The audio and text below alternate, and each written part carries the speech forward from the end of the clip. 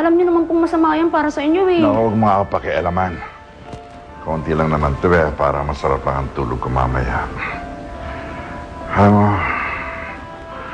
napakatahimik dito, nakakalungkot. Buhat na lumipat na sila Michael. Sanay na kasi ako na maraming tao dito. Oo nga po eh, nakakamiss nga po si Ninya eh. Mabuti naman nagkasundo na yata yung mag-asawa. Yun naman na importante. Elisa? Elisa? Umiyak ka ba? Elisa, ano nangyari? Sabihin mo sa akin. Ha?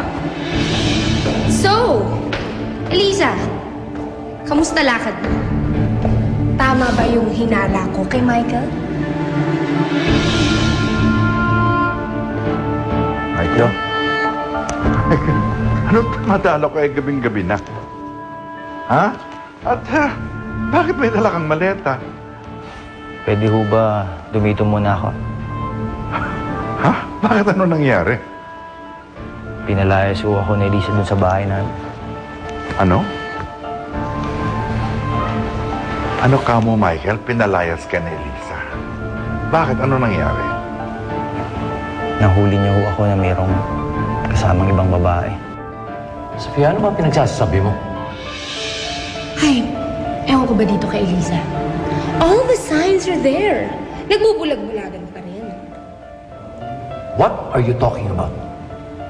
Nalaman ko sa mga gwardiya na chinismis nila sa akin na yung son-in-law mo na si Michael may ibang babae. Elisa, totoo ba ang sinasabi ng kapatid mo?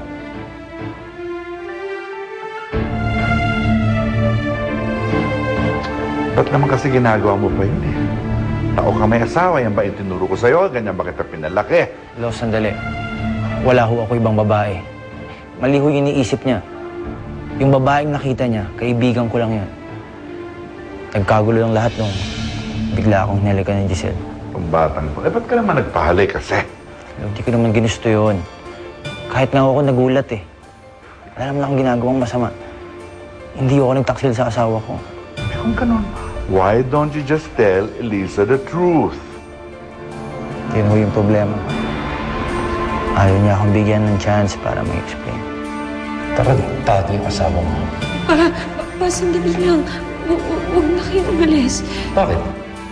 Pupuntahan ko ang lalaki at tuturuan ko siya ng leksyon. Hindi niya pwedeng iwi sa'yo ito. Hindi na po. Hayaan niyo na po si Michael. Elisa, naging mabuti tayong pamilya sa kanya.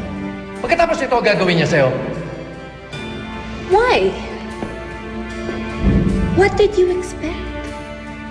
Hindi ba't yun din ang ginawa sa akin ni Michael with Elisa? Inagaw mo rin lang siya sa akin, Elisa, hindi ba? Baka kinakarma ka na sa mga ginawa mo sa akin.